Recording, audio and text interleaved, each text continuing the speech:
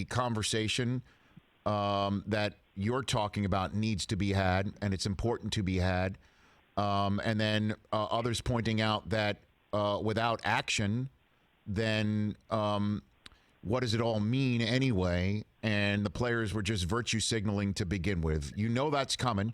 Certainly, if the stoppage only lasts 1 or 2 playoff days, why is it so important to have the conversation, Chris?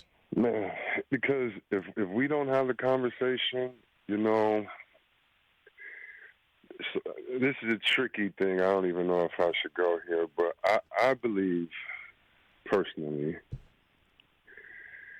that because of sports, I believe personally that sports is the first introduction of someone not like you into your family, into your living room.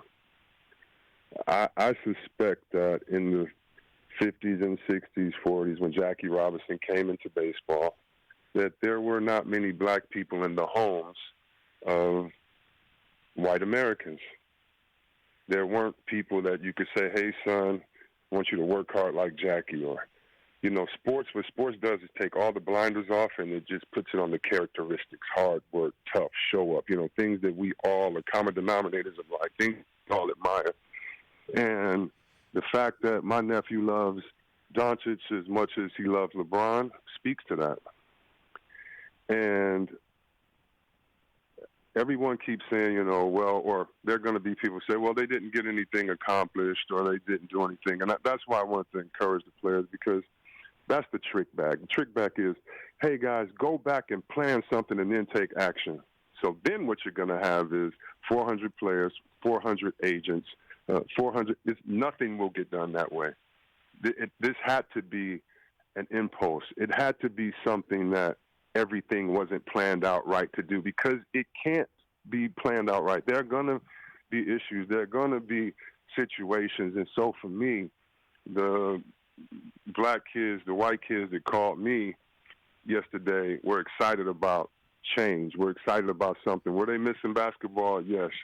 But the youth gets it, in my opinion. The youth gets it, and they understand that it's bigger than just a game. And so I do hope that guys play. That's just hope there's a message. I hope that there's change. But I was just inspired by the impulse. Sometimes you just got to say, screw it, and let the chips fall where they may. That's maybe that's the reason why we both chose the great institution of higher learning that we've did. That's exactly what I said.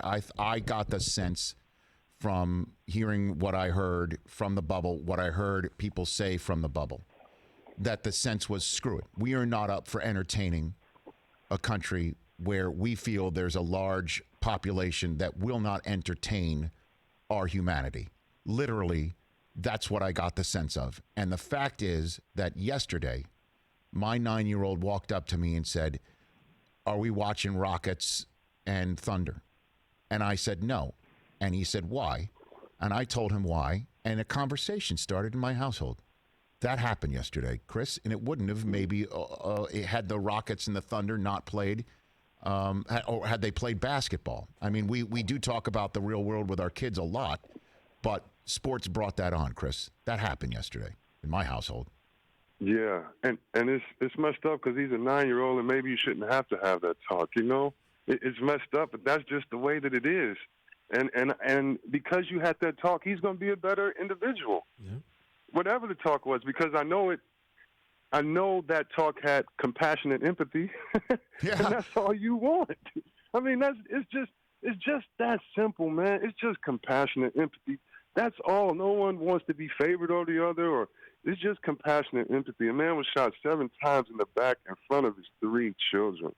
If you really want to look, I mean, when I was 16, I remember it was a song by Chubb Rock, and he was talking about Yusef Hawkins getting killed. I mean, so when you talk about the trauma and guys being traumatized and where these players come from and the neighborhoods they come from, they go back. I've said it before, and the league is great. The league has been very supportive, but I know more athletes that have given more to charity than that team has during their time there. These are guys that really, it's this thing, survivor's remorse. You know, I know that I was given opportunities that other people weren't given, you know, because I could play basketball, because of my height and all those things. And that's how the world is sometimes. But it's messed up when it is a whole community and you're the only one.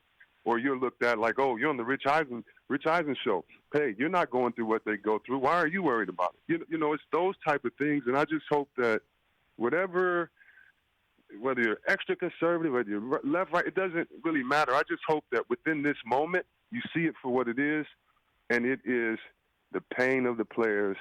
It is empathy. It is sympathy. It is questioning why. It really is. I mean, we've seen it all over the world, and I think social media has been a big part of it because guys now can go to their own platform. I mean, think about it. I think Doc Rivers really set it off with his speech after the game the other night that we had.